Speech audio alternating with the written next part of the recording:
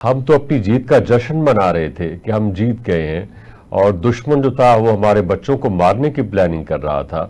और अभी हम उस खुशी से निकले नहीं थे कि हमने देखा कि आज हमारे बच्चे नहीं हैं, छोटे छोटे बच्चे। मैं उनके स्कूल बैग्स देख रहा था, इतना अफसोसदा, और सारा दिन बहुत अजीब हालत में गुजरा। ये सारा वाकया जो है ये हमारे साथ होना ही था। ये कब से साजिशें चल रही थी, कब से यहाँ मामलात बिगड़ रहे थे, इतने बुरे हालात चल रहे थे। और उसकी बिल्कुल वजह ये सब पहले से था। बीएलए का भी जो शोशा छोड़ा गया कि हमेशा जब भी हमारा कश्मीर में कोई हमारी तहरीक इम्प्रूव करती है या उसका असर उठाती है या वो बेहतरी की तरफ जाती है, तो ये फौरन ही उसको काउंटर बैलेंस करने के लिए बलूचिस्तान में हमेशा ही ये मामलात किए जाते हैं। और ये हिंदुस्तान बाकायदा सोचे समझे मंसूबे के तहत एक काउंटर बैलेंस के तौर पर यूज करता है।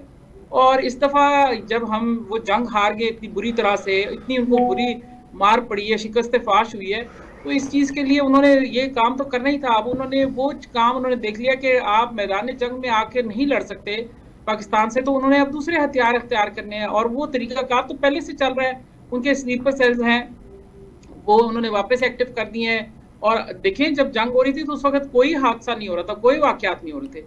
ये भी बड़ी अजीबोगरीब बात है कि जब दौरान जंग, क्योंकि इनका सारा फोकस और अटेंशन एक और तरफ थी, तो उस वक्त ये जैसे ही हारे हैं और इनको बहुत ज्यादा इनको वहाँ वजीर आजम हिंदुस्तान को काफी उनकी भाद उड़ाई जा रही है, बेइज्जती हो रही है, पार्लियामेंट के अंदर उनको बातें सुनाई जा रही हैं, उनको अपनी पोजीशन बहुत गैर मुस्तहकम नजर आ रही है। अब उनको पता लग रहा है कि वो किस तरह इलेक्शन की तो कहानी और है, अब उनको तो पता नहीं, इवन आरएसएस के अंदर भी अपनी पोजीशन रखने का खतरा पड़ गया है। तो सही। नेचुरल का ये होना था। और ये और देखिए, बड़ा टिपिकल ये कि ये आर्मी पब्लिक स्कूल के बच्चों के लिए था। तो एक इस बात को भी समझने की जरूरत है कि जान के फौज के खिलाफ उनका जो बुग़्ज़ है, नफरत है, वो निकाल रहे हैं।